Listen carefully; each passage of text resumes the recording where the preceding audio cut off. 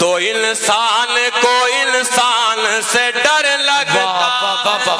क्या कहने। अब तो इंसान को इंसान से डर लगता है। और बड़ा प्यारा शेर, सच्चा शेर हो तो एक एक शख्स की दुआएं चाहूंगा कि इसलिए उठ गई खानों से हमारे बरकत, इसलिए उठ गई खानों से हमारे बरकत, इसलिए उठ गई,